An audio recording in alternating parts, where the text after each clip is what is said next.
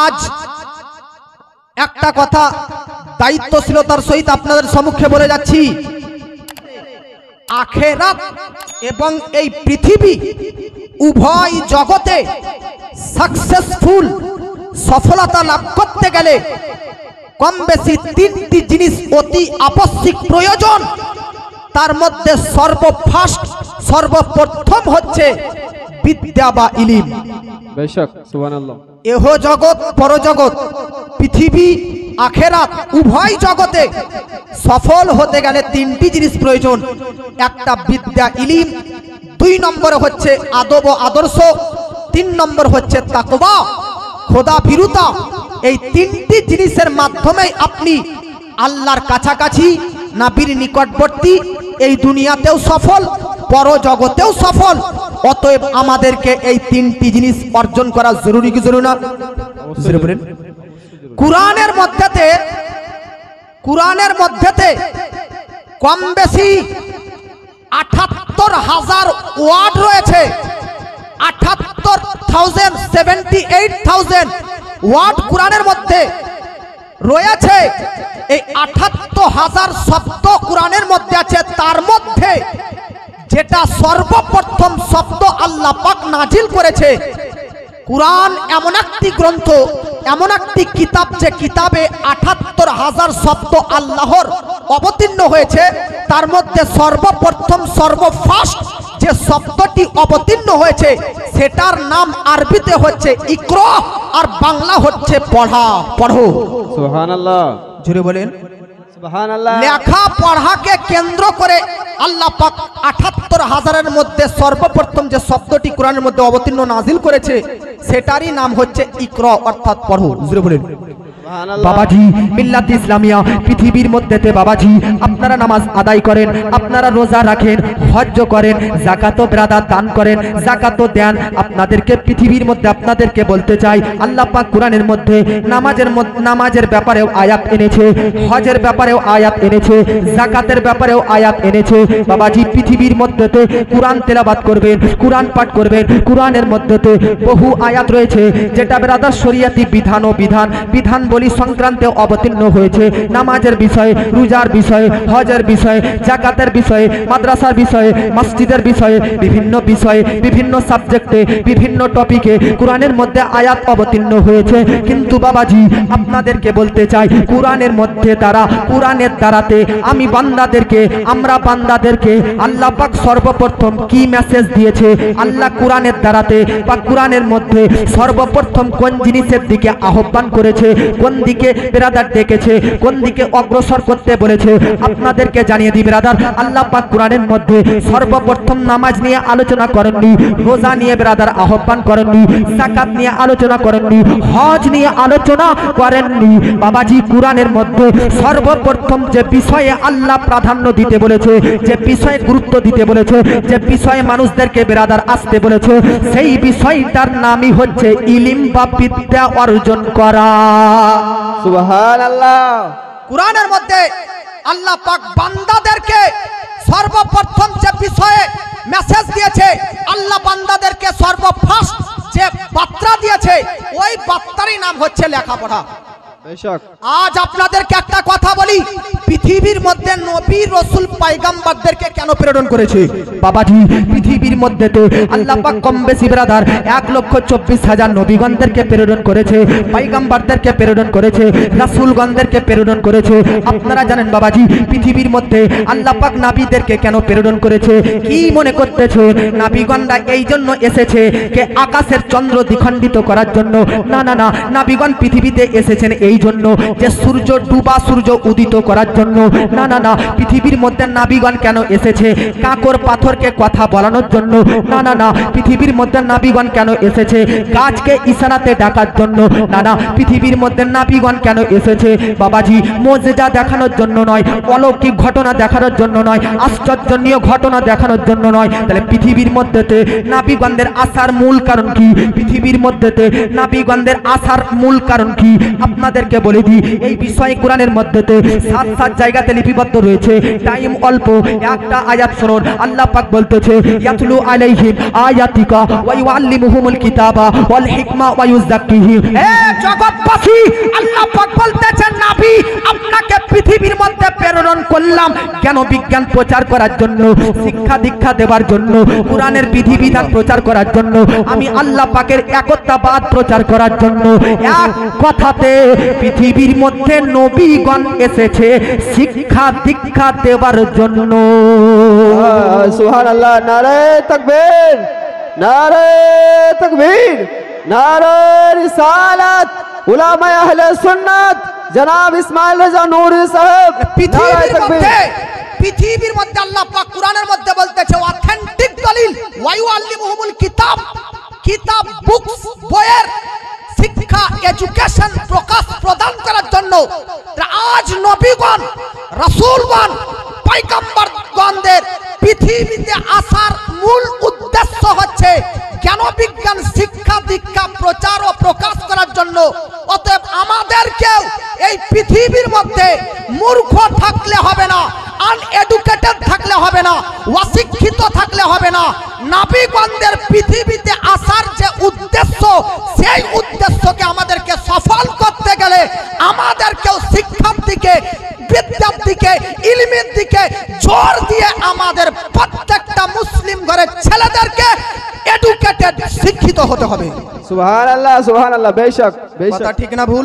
একদম ঠিক। আল্লাহ পাক নবীগণদেরকে শিক্ষক শিক্ষা দেওয়ার জন্য শিক্ষক করে প্রেরণ করেছে। জোরে বলেন সুবহানাল্লাহ। বেরাদার মনে রাখবেন পৃথিবীর মধ্যে নবীগণ রাসূলগণরাও এসেছে দুনিয়াতে শিক্ষা দেওয়ার জন্য। জোরে বলেন সুবহানাল্লাহ। আজ আপনাদেরকে একটা কথা বলে দিই, আপনারা হুজুরদের জবানে বড় পীর আব্দুল কাদের জিলানী বা গিলানী রহমাতুল্লাহ আলাইহির অস্তিত্ব জাত সম্পর্কে শুনেছেন, জেনেছেন, মানতেছেন। আপনারা কি জানেন কার নাম বড় পীর আব্দুল কাদের জিলানী? जिनार सम्पर्के आला हजरत अजीमुल बरकत बोलते थे, तू हसानी हुसैनी क्यों ना हो मोहिउद्दीन, ए खिजिर मजमा बहराइन है चश्मा तेरा। अर्थात आला हजरत बोलते थे आमार बड़ पीर अब्दुल काদের জিলানী एक दिक दिए शुधु नबीर वंशधर नय बरং नबीर दुई फुल इमाम हासान हुसैन রাদিয়াল্লাহু আনহুমা दुई दिक्केरই अर्थात इमाम हासान और हुसैनेर वंशधर হচ্ছে বড় পীর আব্দুল কাদের জিলানী। আপনাদেরকে বলে দিই বড় পীর আব্দুল কাদের জিলানী কার নাম।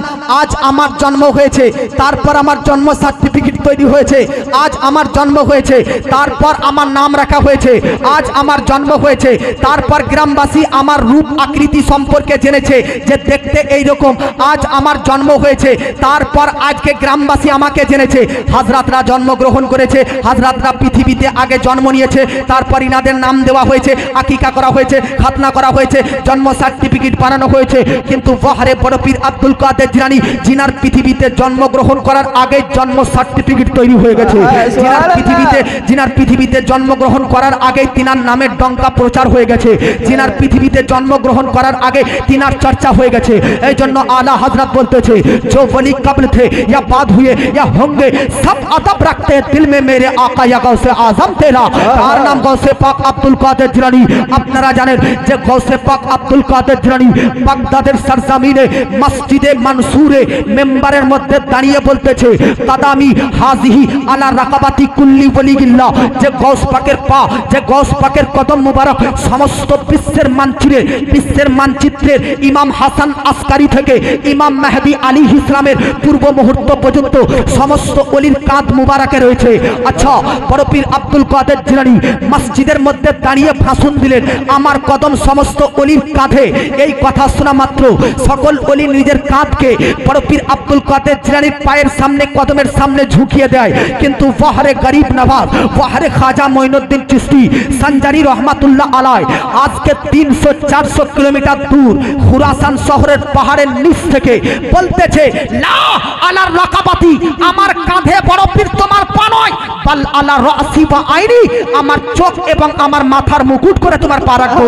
এই জন্য আলা হযরত বলতেছে सर भला क्या कोई जाने कि कैसा तेरा औलिया मलते हैं आंखें वो है तलवा तेरा। कार नाम गौसे पाक अब्दुल कादिर जिलानी जिनार सुसंगबाद जिनार पृथ्वीते आसार आज के ब्रादर बशारा स्वयं আমার আপনার নবী হযরতে আবু সালেহ মুসা জঙ্গির স্বপ্নে দিয়েছে। এই জন্য আলা হযরত বলতেছে वाह क्या मर्तबा एक गौस है बाला तेरा ऊंचे ऊंचों के सरों से कदम आला तेरा।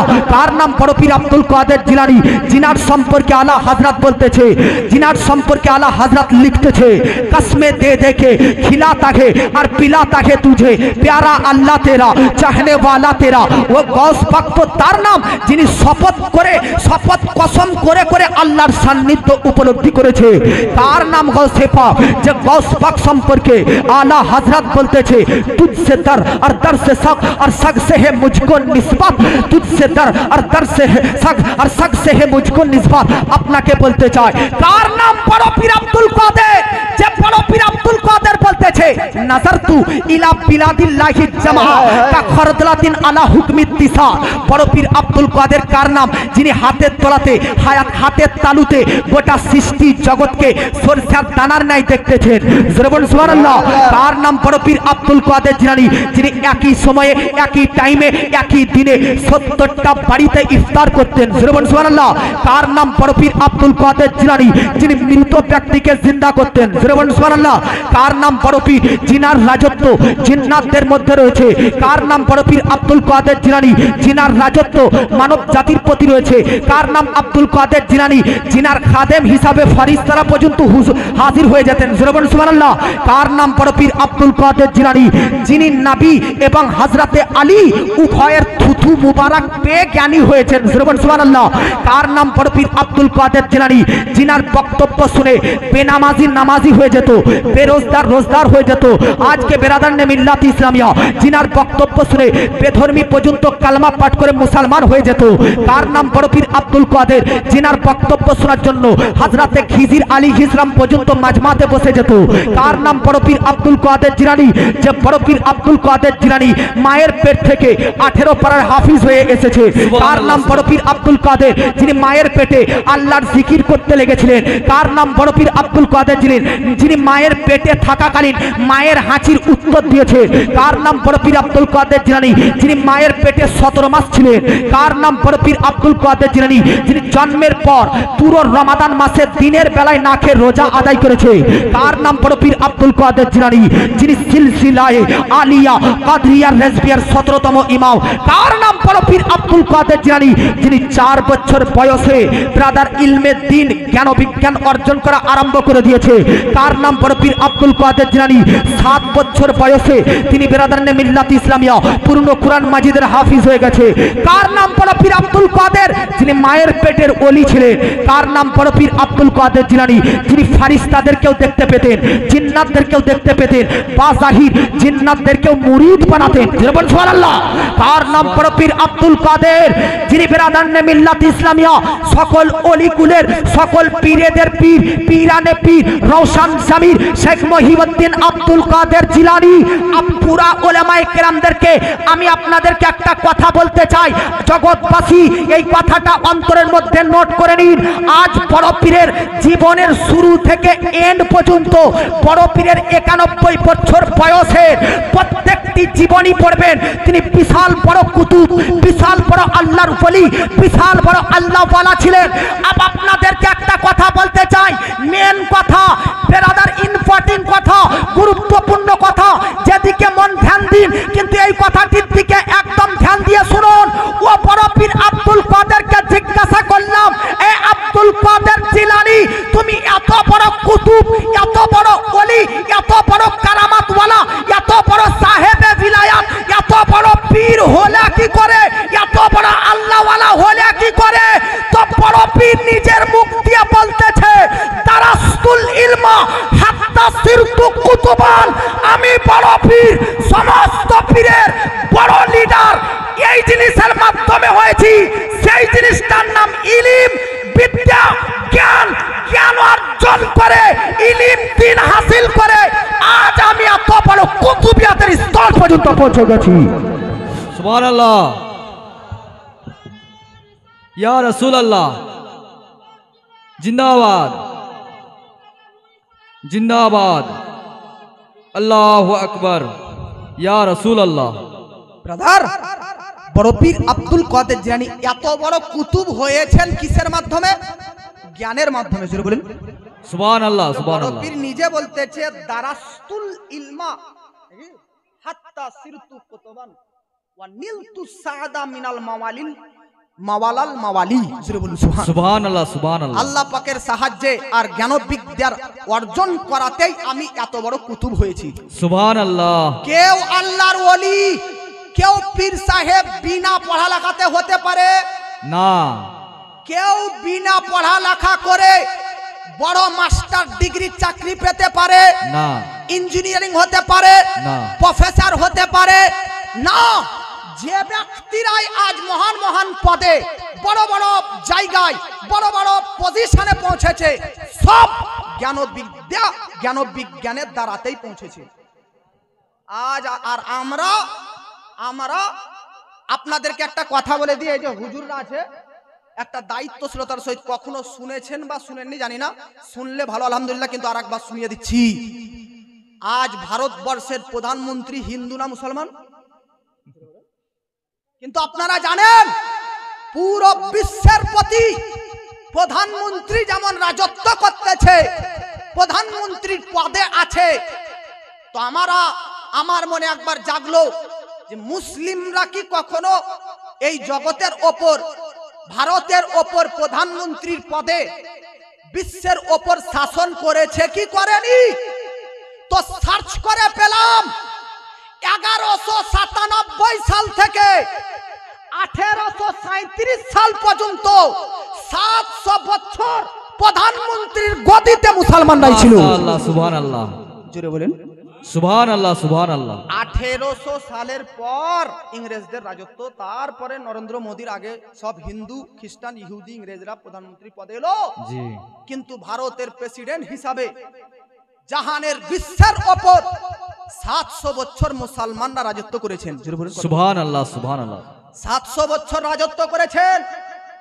আমি যদি আমার বক্তব্য কোনো হিন্দু ভাই শুনেছে বা শুনছে, একটা বার্তা দিয়ে যাচ্ছি, ইতিহাস সাক্ষী আছে, হিস্টোরি গাওয়া আছে, 700 বছর মুসলমানদের শাসন আমলে একটা কোনো বেধর্মী হিন্দু জাতির কোন একটা মানুষও অন্যায় ভাবে অত্যাচারিত ভাবে মুসলমানদের কবলে হত্যা মার্ডার হয়নি ততটা আজ হিন্দুদের শাসন আমলে মুসলমানরা মার্ডার হচ্ছে। जी जी কথা ঠিক না ভুল? जी 700 বছর মুসলমানরা রাজত্ব করে গেছে, বেধর্মী হিন্দুদেরকে ভাই বলে গলায় লাগিয়ে দিয়েছিল, কাঁধে কাঁধ মিলিয়ে চলেছে। কিন্তু যেই দিন থেকে ভারতের গদি চেঞ্জ হয়ে গেছে, সেই দিন থেকে মুসলমানদের প্রতি কখনো এনআরসির নামে, কখনো সিএএ নামে, কখনো এসআইআর নামে, কখনো আইলা মোহাম্মদ নিয়ে, কখনো ওয়াকফের বিল নিয়ে, কখনো মসজিদের নিয়ে, কখনো মাদ্রাসা নিয়ে নানান রকমের ভ্রান্ত পয়েন্ট তুলে মুসলমানদেরকে অ্যাটাক করতেছে, মুসলমানদেরকে বিনাশ করার চেষ্টা করতেছে। কিন্তু একটা দায়িত্বশীলতার সহিত কথা বলতেছি, हमें हिंदुस्तान में अगर कोई बसाया तो कोई इलेक्शन के जरिए होने वाला प्रधानमंत्री ने नहीं, बल्कि हमें जिसने बैठाया बगैर इलेक्शन में अल्लाह का सिलेक्शन किया हुआ ख्वाजा गरीब नवाज ने बैठाया। सुभान अल्लाह सुभान अल्लाह। जब ख्वाजा गरीब नवाज ने हमें बैठाया तो कोई माँ का लाल है जो हमें उठा सकता है? जरूर बोलें सुभान अल्लाह। अब আপনাদের এখানে আমি একটা পয়েন্ট তুলে ধরবো বাবাজি। পৃথিবীর মধ্যেতে 700 বছর মুসলমানরা শাসন করেছে। কত বছর? এই জোরে বলুন না ভাই। 700 বছর। 700 বছর মুসলমানরা রাজত্ব তো করলো, মুসলমানদের হাত থেকে গদি গেল কেন নাকি? মুসলমানদের হাত থেকে গদি সরিয়ে গেল কেন, চলে গেল কেন? তো দুটি কারণে মুসলমানদের হাত থেকে গদি চলে গেছে। দুইটি থেকে তিনটি কারণে মুসলমানদের হাত থেকে শাসন আমল চলে গেছে। এক নম্বর কারণ, মুসলমানদের মধ্যে বিদ্যা জ্ঞান চর্চা কমে গেছে। আর 2 নম্বর হচ্ছে মুসলমানদের মধ্যে একতা একজোট হওয়া বন্ধ হয়ে গেছে। আমরা মুসলমানে মিলে লড়াই করতেছি, আমাদের একতা নেই, একজোট নেই, সমঝোতা নেই, সুলহ নেই। আমাদের মুসলমানদের মধ্যে কোনো জ্ঞান ও বিদ্যা নেই। একটা কথা বলতেছি, আপনার মুরারই থানা, নলাটি থানা, রামপুরহাট থানাতে যাবেন, কতটা শেয়ার ওসি পুলিশ অফিসার পাবেন যারা মুসলমান হয়েছে, যারা মুসলমান আছে? পাওয়া যাবে? থানার মধ্যে যাবেন তো বেশিরভাগ হিন্দুরাই পাবেন। হাইকোর্ট যাবেন, সুপ্রিম কোর্ট যাবেন, কয়টি জজ, কয়টি উকিল, কয়টি ব্রাদারনে মিল্লাত ইসলামিয়া আজকে প্রফেসর মুসলমান আছে? বেশিরভাগ বেধর্মী হিন্দুদের মধ্যে রয়েছে। আজ রাজনীতির পথে কয়টি মুসলমান রয়েছে? বেশিরভাগ হিন্দু রয়েছে। বড় বড় হসপিটাল, নার্সিং হোমে কয়টা চিকিৎসক মুসলমান রয়েছে? বেশিরভাগ বেধর্মীরাই রয়েছে। বেধর্মী হিন্দুরা বেশি শিক্ষিত হয়ে বড় বড় জায়গায় গিয়েছে, আর আমাদের মুসলমান ধর্মের ছেলেরা 12 বছর হয়ে গেছে আর বাপরা বলছে কোদল আর পেছালে আর রাজমিস্ত্রি চল যাও। আমাদের গ্রামে একজন ছেলে চেন্নাই কাজ করতে গেছে। ভাই কোথায় যাচ্ছি রে? চেন্নাই যাচ্ছি। কেন? বলছে রাজমিস্ত্রি কাজ করতে। লেবার না মিস্ত্রি রে? বলছে লেবারই করবো। তা পড়ালেখা করিস নি? হ্যাঁ পড়েছি, ক্লাস 5 পর্যন্ত পড়েছি। তারও পর গ্রাজুয়েশন কর, বিএড কর, উচ্চ মাধ্যমিক দে, মাধ্যমিক দে। আর ওইদিকে না পারবি বড় আলিম হ, হাফিজ হ, শিক্ষিত জ্ঞানী পণ্ডিত হ। তো জবাব কি দিচ্ছে জানেন ছেলেটা? বলছে সবাই যদি জ্ঞানী হবে তাহলে বাড়ি ঘর তৈরি করবে কে? বাবা বাবা বাবা, আমি বললাম বাড়ি ঘর সবাই যদি তৈরি করবে তাহলে বাড়ি ঘর সবাই যদি শিক্ষিত হয় তাহলে বাড়ি ঘর তৈরি করবে কে? এই কথাটা তোমার? তো হ্যাঁ। আমি বলছি বাহ, এই কথাটা যদি আজ চেন্নাইয়ের মানুষ বলতো যে সবাই যদি জ্ঞানী হবে তাহলে বাড়ি ঘর তৈরি করবে কে, তাহলে আজ চেন্নাইয়ের মানুষ বীরভূমে কাজ করতে আসতো। কিন্তু বীরভূমের মানুষ বেরাদারনে মিল্লাত ইসলামিয়া সবাই যদি লেখাপড়া করবে তাহলে বাড়ি ঘর তৈরি করবে, ইয়ে সেন্স বীরভূমের মানুষের কাছে। আর চেন্নাই, ব্যাঙ্গালোর, বোম্বাইয়ের মানুষের সেন্স হচ্ছে আগে পড়ালেখা করো, তারপর পরবর্তীতে কিছু ভেবো। তাদের চিন্তাধারা, চিন্তা, মাথার ভাবনা ছিল পড়ালেখা করতে হবে। তাই আজ তাদের বাড়ি তৈরি করতে, চাকরি করতে, চাকরি করতে, গোলামি করতে, দাসত্ব করতে যাচ্ছি আমরা। আর তারা বাড়ির মধ্যে বেরাদার খাটের মধ্যে, গদির মধ্যে আরামে শুয়ে শুয়ে বেরাদার দেখতেছি। এজন্য আমদল গ্রাম নিবাসীকে বলতে চাই, পুরুষদের মাদ্রাসা, ছেলেদের মাদ্রাসা বহুত আছে। মাওলানা তাজিরউদ্দিন সাহেব সহ তিনার আর অন্যান্য ভাই ভাইপুদের নেতৃত্বে যে ইলিমের প্রতিষ্ঠান, ইলিমের মার্কাজ তৈরি করা হয়েছে, এটা আপনাদেরকে সুযোগ সুবিধা করে দিয়েছে যে আর আপনাদেরকে জ্ঞান অর্জন করতে দূর দূরান্ত পর্যন্ত পাঠাতে হবে না। নিজের এলাকার, নিজের গ্রামের মধ্যে মেয়েদেরকে পাঠান এবং মেয়েদেরকেও শিক্ষিত, এডুকেটেড বানান। আমরা পুরুষের যে শুধু অধিকার আছে শিক্ষিত হওয়ার, মেয়েদের নেই এমনটা নয়। পুরুষদের যেমন শিক্ষিত, এডুকেটেড হওয়া অধিকার আছে, মহিলাদেরও সেরকম অধিকার আছে কি নাই? জোরে বলেন। আছে। বাপের টেনশন হয় মেয়েকে নিয়ে, বাপের চিন্তা হয় মেয়েকে নিয়ে যে মেয়ে কোথায় যাচ্ছে, কোথায় গিয়েছে। স্কুলের বাহানায় তো পার্কে যায়নি, কলেজের বাহানায় তো মেলা দেখতে যায়নি, ঠেলা খেতে। তাই আপনাদের এই চিন্তা ভাবনা দূর করার জন্য চোখের নজরে রাখুন আর নিজের মেয়েদেরকে আপনাদের গ্রামের মাদ্রাসাতে ভর্তি করুন। ইনশাআল্লাহ আপনাদের মেয়ে বড় এডুকেটেড পারসন হয়ে যাবে। জোরে বলেন। বাবাজি, মিল্লাত ইসলামিয়া তাহলে পৃথিবীর মধ্যেতে, কুরআনের মধ্যেতে সর্বপ্রথম যে আল্লাহ পাক মেসেজ দিয়েছেন সেটা বিদ্যাকে কেন্দ্র করে। শুধু আপনারা বিদ্যাকে কেন্দ্র করে এই শব্দটা বলবেন। বলুন, কুরআনের মধ্যেতে আল্লাহ পাক বান্দাদেরকে সর্বপ্রথম যে বিষয়ের প্রতি আগ্রহ দিয়েছে সেই বিষয়টা কি বিষয় বলেন তো? জোরে বলেন। বিদ্যাকে নিয়ে পৃথিবীর মধ্যেতে নাবিগণরা এসেছেন কিসের জন্য? বিদ্যাকে কেন্দ্র করে। বাবাজি, প্রত্যেকটা আল্লাহর ওলি তো দূর কি বাত, সকল ওলিদের শিরোমণি, সকল পীরেদের পীর, পীরানে পীর রওশন জামির বড় পীর আব্দুল কাদের জিলানী এত বড় কুতুব স্তরে পৌঁছেছেন, এত বড় সাহেবে কামাল, সাহেবে বিলায়াত প্রাপ্ত হয়েছেন কিসের মাধ্যমে? বিদ্যার মাধ্যমে। কয়েকটা জিনিস আমরা বুঝতে পারলাম, সংক্ষিপ্ত সময় ব্যাখ্যা করলাম না। আল্লাহ পাক কোরআনের মধ্যে আমাদেরকে প্রথম বার্তা বিদ্যা নিয়ে, আল্লাহ নবীদেরকে প্রেরণ করেছে মূল উদ্দেশ্য বিদ্যাকে নিয়ে। আজকে বড় পীর আব্দুল কাদের জিলানী কুতুব ইস্তর সাহেবে কামালিয়াত, সাহেবে কাশফ কারামাত, সাহেবে কুতুবিয়াত অর্জন করেছে দারাস্তুল ইলমা হাত্তা সিরতু কুতুবানের মাধ্যমে, ইলমের মাধ্যমে। কোন ওলি বিলায়াত প্রাপ্ত হয়েছে তা বিনা জ্ঞানের ইলমের মাধ্যমে নয়, ইলম থেকে তারা আজকে বড় বড় স্থান পর্যন্ত পৌঁছে গিয়েছে। সুবহানাল্লাহ, সুবহানাল্লাহ। আপনারা জানেন একজন ইমামের নাম করে শোনাচ্ছি, ইমাম আহমদ বিন হাম্বল। জোরে বলুন সুবহানাল্লাহ, সুবহানাল্লাহ, সুবহানাল্লাহ। আচ্ছা, আমরা হানাফি কি হানাফি না? জি, জোরে বলেন। জি হানাফি। একবার হাত তুলে বলেন হানাফি কি হানাফি না? হানাফি। সুন্নির মধ্যে চারটি নির্ভেজাল, নির্ভুল, গ্রহণযোগ্য মাযহাব হচ্ছে চারটি। জোরে বলেন কয়টি? চারটি। হানাফি, শাফিঈ, মালিকি, হাম্বলি। এর বহির্গত যত ফিরকা, যত দল, যত গ্রুপ আছে, সকল গ্রুপ ভ্রান্ত, সকল গ্রুপ দল বাতিল, প্রসিদ্ধ এবং নির্ভুল নাজাতপ্রাপ্ত জান্নাতি হচ্ছে চারটি মাযহাব, হানাফি, শাফি, মালিকি, হাম্বলি। আমাদের ইন্ডিয়া ভারতবর্ষের মধ্যে হানাফি আর শাফিদের সংখ্যা বেশি, তার মধ্যে হানাফিদের আবার বেশি ভারতে, শাফিদের তার তুলনায় একটু কম। ভারতের বাইরে অন্যান্য দেশে, ইরাক, ইরানের মধ্যে মালিকি, হাম্বলি আরো অন্যান্য দেশের মধ্যে রয়েছে। তবে ভারত ইন্ডিয়ার মধ্যে হানাফি এবং শাফি এই মাযহাবের অনুসারী মতালম্বী ব্যক্তি বেশি পাওয়া যায়।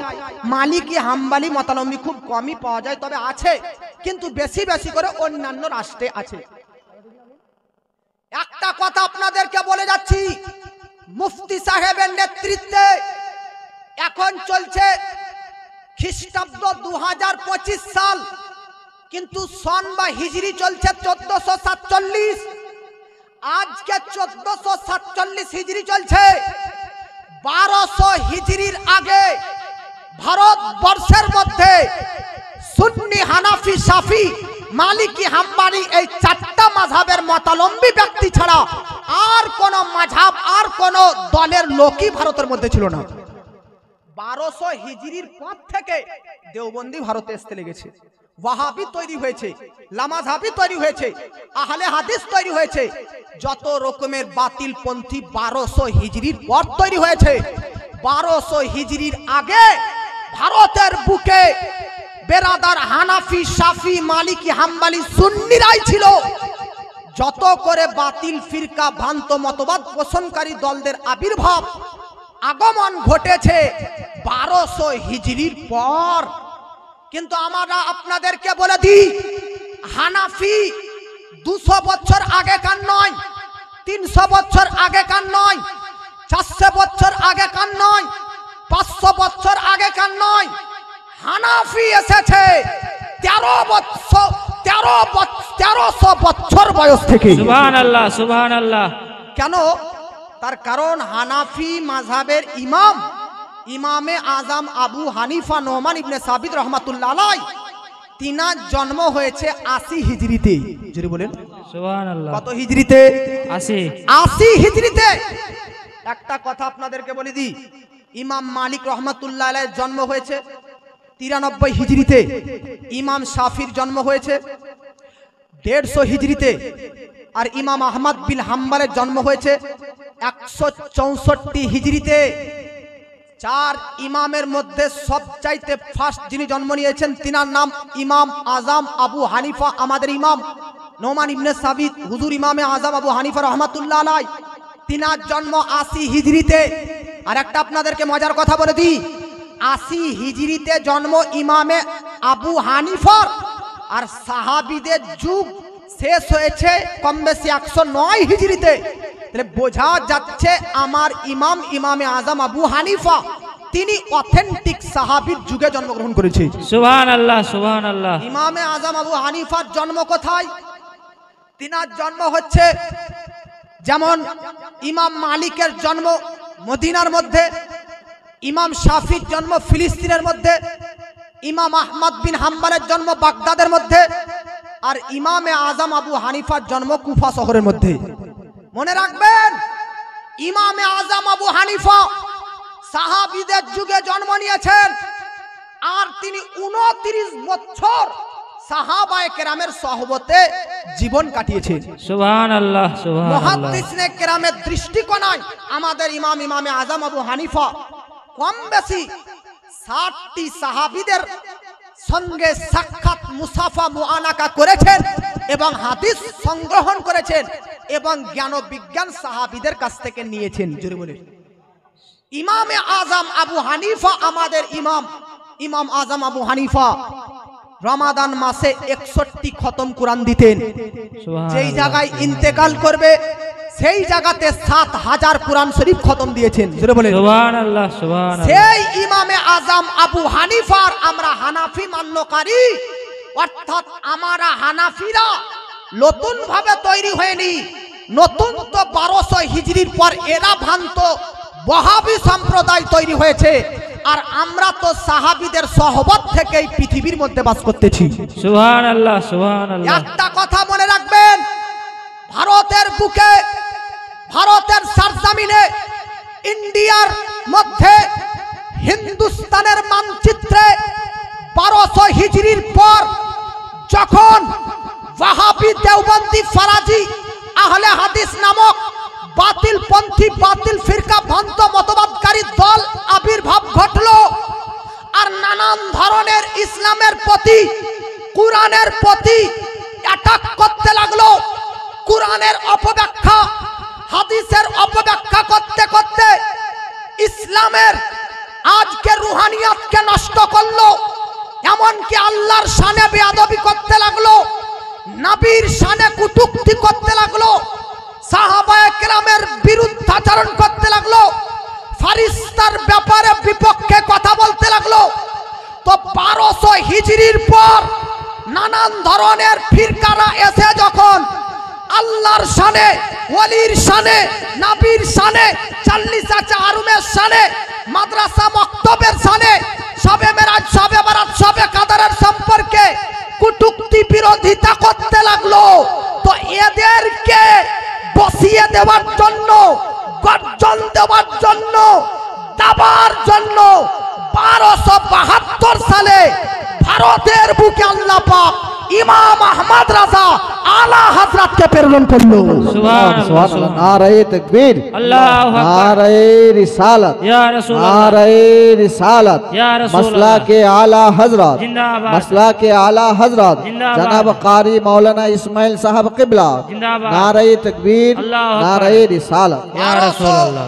1200 হিজরির পর থেকে যখন 1200 হিজরির পর থেকে 1200 হিজরির পর থেকে দেওবন্দীদের, ওয়াহাবিদের, ফারাজিদের, তাবলিগ জামাতিদের, আহলে হাদিসদের আজকে যখন ব্রাদার আবির্ভাব ঘটলো, ব্রাদার নে মিল্লাত ইসলামিয়া প্রকাশ ঘটলো, ইসলামকে নিয়ে কটূক্তি করতে লাগলো, ব্রাদার নবীকে নিয়ে বিরোধিতা করতে লাগলো, আল্লাহর শানে নানান ধরনের কুমন্তব্য, কুরুচিকর বাক্য আবৃত্তি করতে লাগলো। তো 1272 সালে ব্রাদার ইন্ডিয়া থেকে, বেরেলি থেকে, জাসুলি নামক গ্রাম থেকে আলা হযরত জন্মগ্রহণ করে আজকে পৃথিবীর মধ্যে বেরাদার 1500 কিতাব লিখে, 1500 কম বেশি বেরাদার বইপত্র লিখে ভারতবাসীদের ঈমানকে রক্ষা করেছেন, ভারতবাসীর সুন্নি জনগণদের আজকে ইসলামকে হিফাজত করেছে। আল্লাহর শানে যারা বেয়াদবি করেছে তাদের বিরুদ্ধে অ্যাকশন নিয়ে আল্লাহর শান সম্পর্কে অকাট্য দলিল পেশ করেছে। নবীর বিষয়ে যখন বিরোধিতা করতে লেগেছে, আল্লাহর আজকে নবীর পক্ষে আজকে দলিলের আম্বার দিয়ে আজকে নবীর শানকে বেরাদার বহাল রেখেছে। যখন সাহাবীদের বিরুদ্ধে, আজকে ফারিস্তাদের বিরুদ্ধে, ওলিদের বিরুদ্ধে, পীরদের বিরুদ্ধে, মাশাইখে কেরামদের বিরুদ্ধে, সাইয়্যিদজাদাদের বিরুদ্ধে নানান ধরনের ওয়াহাবি সম্প্রদায় আসার পর যখন কুরুচিকর বাক্য, অশ্লীল কথাবার্তা, নানান ধরনের বেয়াদবি করতে লেগেছে, তো আলা হযরত প্রত্যেকটা বিষয়ে বিষয়ে রিসালাত তাহরির করে কিতাব লেখে লেখে, বই লিখে লিখে বেরাদার ভারতবর্ষের ইমান মুসন্নিদের ইমানকে রক্ষা করেছে।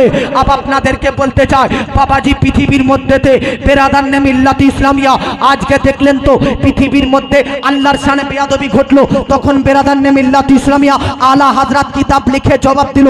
নবীর শানে যখন বেয়াদবি ঘটলো, আলা হযরত কিতাব লিখে জবাব দিল। আপনাদেরকে কেন বলতেছি, আজকে কেন মাদ্রাসা তৈরি হলো, আজকে কেন মার্কাজ তৈরি হলো, কেন প্রতিষ্ঠান তৈরি হলো, কেন এই হাজরাতরা আজকে আপনাদের কাছ থেকে কালেকশন করার পর এই মাদ্রাসাকে বড় করতেছে, তার কারণ হচ্ছে এটাই। এটা তো বেরাদার পাস্টের কথা, অতীতের কথা।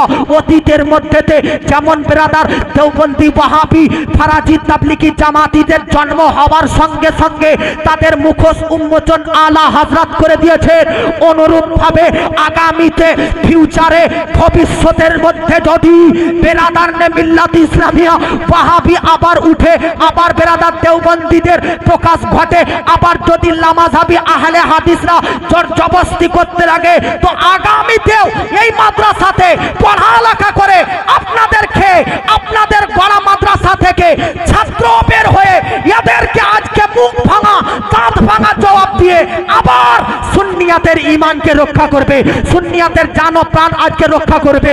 একটা কথা বলে যায় শুনেন, পুরুষদের মধ্যে ওয়াহাবি হলে পুরুষরা জবাব দেবে, পুরুষদের মধ্যে দেওবন্দি হলে পুরুষ আলেম জবাব দেবে, পুরুষদের মধ্যে আহলে হাদিস হলে পুরুষ মুফতি এসে জবাব দিবে। টেনশন করার ব্যাপার নেই। আন্দোলন গ্রামবাসী, মহিলাদের মধ্যে যদি কেউ খারাপ আকীদা নিয়ে থাকে, তো আজকে আন্দোলনের মহিলা মাদ্রাসা থেকে শত শত ছাত্রী পাস করে বের হয়ে সমস্ত খারাপ আকীদা অর্জনকারিনী নারীদেরও ঈমানকে হেফাজত করবে। সুবহানাল্লাহ, সুবহানাল্লাহ, नारे तकबीर, আল্লাহু আকবার, नारे रिसाला, ইয়া রাসূলুল্লাহ, नारे रिसाला, ইয়া রাসূলুল্লাহ, আজমতে মুস্তাফা। জিন্দাবাদ। এই জন্য আমাদের সমাজে মাদ্রাসা দরকার কিনা, মার্কাজ দরকার কিনা? কিন্তু আমরা 15 বছর, 12 বছর, 10 বছর, 18 বছর পেরিয়ে গেলে বিয়ে নিয়ে টেনশন, পড়ালেখা পরে হুজুর, আগে বিহা, আগে বিহা করতে হবে।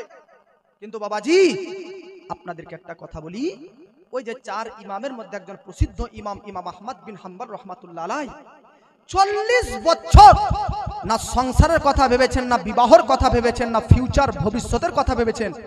বেরাদার আল্লাহর পথে 40 বছর ইলমে দ্বীন অর্জন করাতে টাইম ব্যয় করেছে। সুবহানাল্লাহ, 40 বছর। ইমাম আহমদ বিন হাম্বলের মা বলতেছে, আমার বেটা ইমাম আহমদ বিন হাম্বল জ্ঞান বিদ্যা অর্জন করার দিকে এত আগ্রহ ছিল, ফজরের আজান হওয়ার আগেই উঠে মসজিদ চলে যেত। সুবহানাল্লাহ, ছোটতে সুবহানাল্লাহ, বাল্যকালে শৈশবকালে বাচ্চারা মসজিদ মক্তব যায় কি যায় না?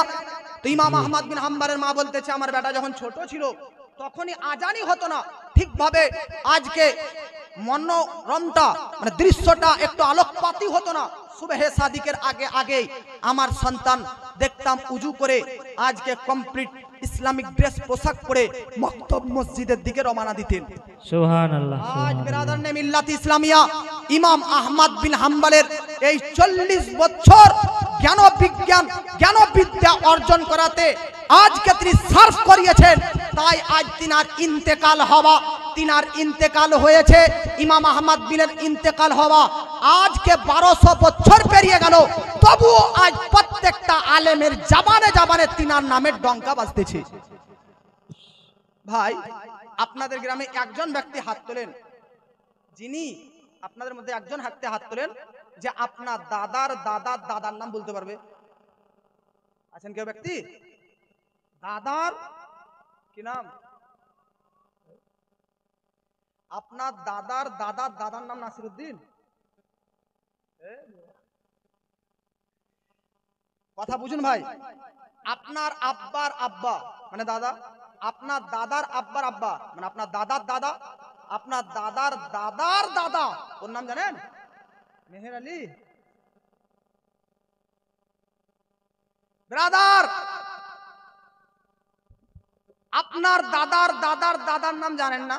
ওটা উনি ভুল বলছেন, কারণ প্রথমে উনি উনার নিজের নামটা বলেছেন, মানে উনি এখনো বুঝতেই পারেননি। কিন্তু আপনারা যে বুদ্ধিজীবী ব্যক্তি, আপনারা বুঝতে পারছেন ওয়াজটা কি? কেউ কি বলতে পারবেন দাদার দাদার দাদার দাদার নাম? পূর্বপুরুষদের নাম বলতে পারবেন? কেন মনেই নেই, জানা নেই, কোথায় কবর আছে এটাও জানা নাই। কিন্তু 1200 বছর হয়ে গেল আজ ইমাম আহমদ বিন হাম্বলের ইন্তেকাল হওয়া, তবুও আজ তিনার নাম চলতেছে। কিসের কারণে? তিনি বিদ্বান ব্যক্তি ছিলেন, অভিজ্ঞশীল ব্যক্তি ছিলেন, জ্ঞানী ব্যক্তি ছিলেন। ইলিম, বিদ্যা, জ্ঞানী তিনাকে মানুষের অন্তরে জীবিত করে রেখেছে।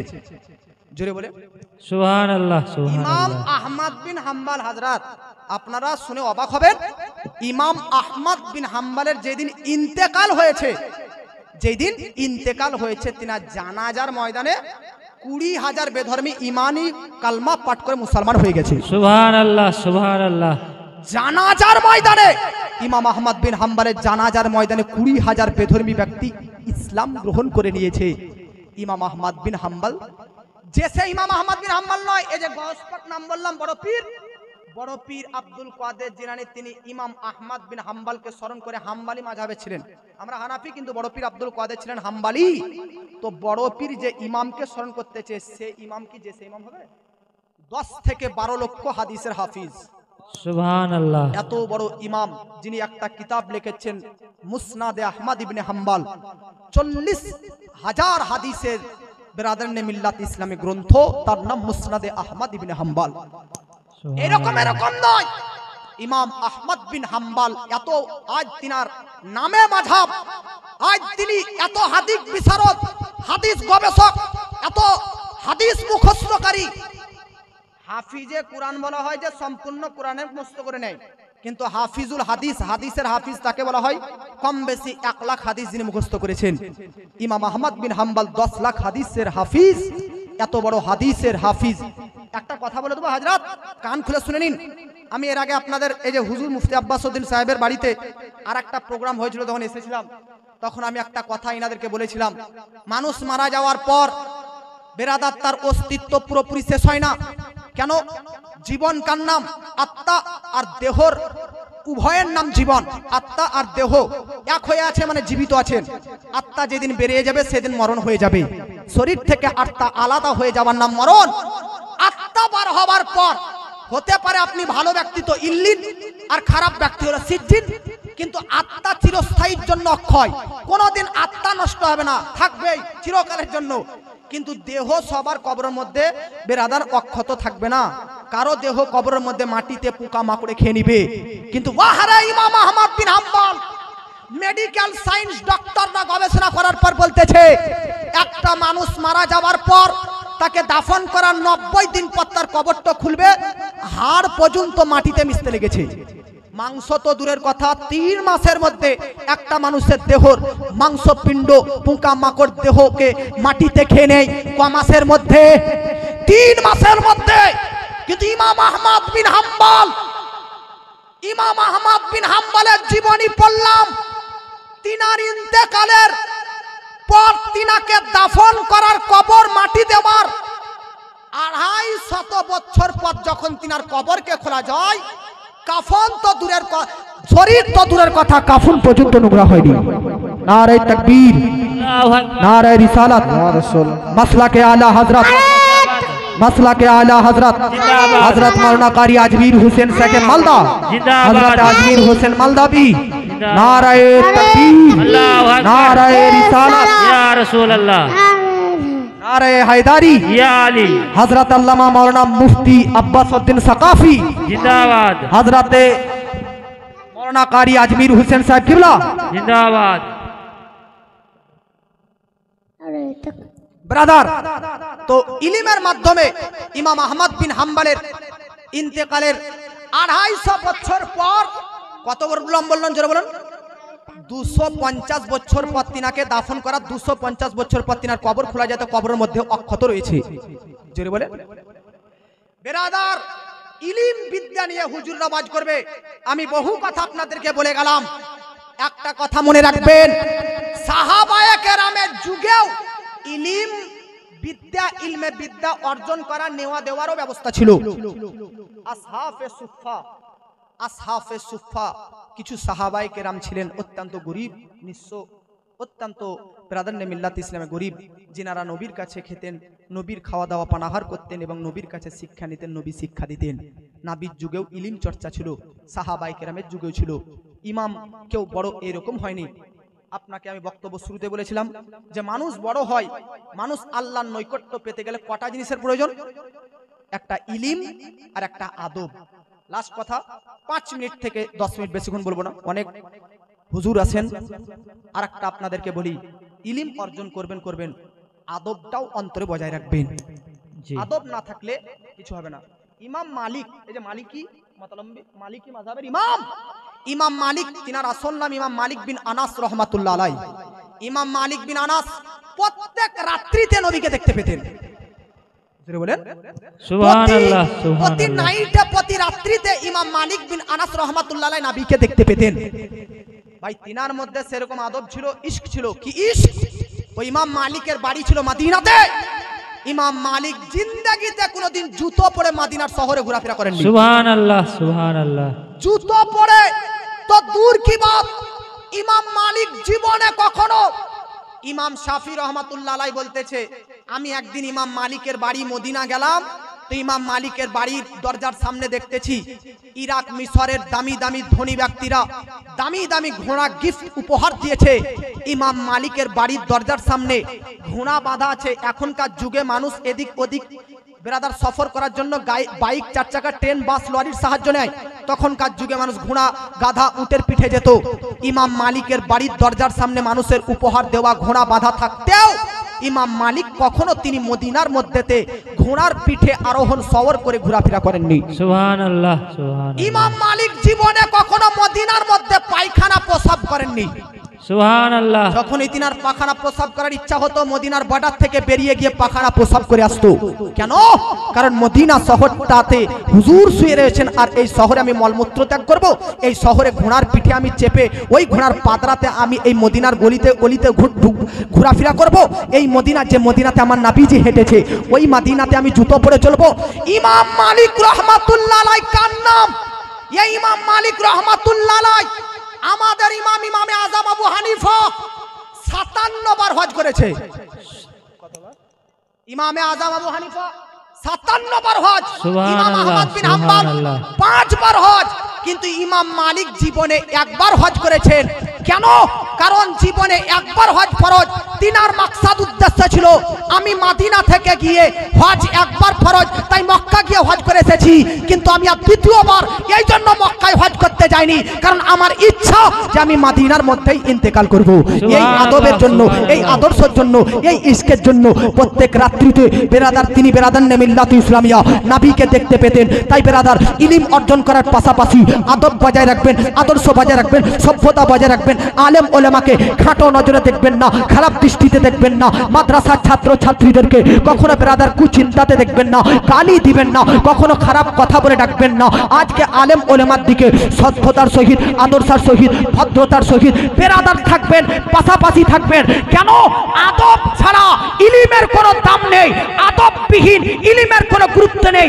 অতএব আমাদেরকে ইলিমও দরকার, আদবও দরকার। আর সর্বপ্রথম যে কথাটা আপনাদেরকে বলেছিলাম, ইলিম আদবটা ততক্ষণ পর্যন্ত আপনার আখেরাতে কাজে আসবে যখন আপনার মধ্যে তাকওয়া, আল্লাহর ভয় থাকবে। সুবহানাল্লাহ, সুবহানাল্লাহ। বক্তব্য লম্বা চওড়া করতেছি না। তাকওয়া কার নাম? হুজুররা বক্তব্য দিবে। তাকওয়া শিরক, বেদাত, গুনাহে কাবীরা তো দূর, গুনাহে সগীরা থেকেও বাঁচতে হবে, এর নাম তাকওয়া। যে ইমামে আজম আবু হানিফার একটা তাকওয়া বলতেছি, আমাদের ইমামে আজম আবু হানিফার তাকওয়া কি?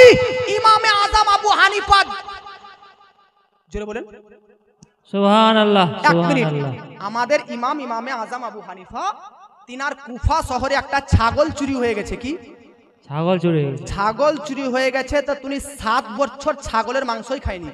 সুবহানাল্লাহ, কেন? সুবহানাল্লাহ। ছাগলের মাংস 7 বছর এই জন্য খায়নি যে হতে পারে যে ছাগলটা চুরি হয়ে গেছে, ওই ছাগলটা কোনো চোর কোনো হাটে পাইকারকে বিক্রি করেছে, পেকারকে বিক্রি করেছে। সেই পেকার কোনো কসাইওয়ালাদেরকে যদি বিক্রি করেছে, চুরি হয়ে যাওয়া ছাগলটি যদি জবাই হয়ে গেছে, আর ওই জবাইকৃত মাংস যদি আমার বাড়িতে চলে আসে, সুবহানাল্লাহ, সুবহানাল্লাহ। এই জন্য তিনি চুরি হয়ে গেছে ছাগল, তাই তিনি 7 বছর ছাগলের মাংসই খায়নি, এর নাম তাকওয়া। অতএব তাকওয়া অর্জন করুন, ইলম অর্জন করুন, আদব অর্জন করুন। আল্লাহ পাক সকলকে ইলম, আদব এবং তাকওয়া অর্জন করার তৌফিক ইনায়েত করুন। বলুন আল্লাহুম্মা আমিন। আর মহব্বতে বলুন আল্লাহুম্মা আমিন। I love Muhammad, I love Muhammad, I love Muhammad, I love Muhammad, I love Muhammad, I love Muhammad. জোরে বলেন, I love Muhammad, I love Muhammad. নবী নামের স্লোগান, নবী নামের স্লোগান দিয়ে করো প্রতিবাদ। জোরে বলেন সুবহানাল্লাহ, সুবহানাল্লাহ। এটা আমি অধমেরই হাতের লেখার জন্য পড়তেছি একটা ছন্দ। মহব্বত বলুন সুবহানাল্লাহ। সুবহানাল্লাহ। নবী নামের স্লোগান, নবী নামের স্লোগান দিয়ে করো প্রতিবাদ।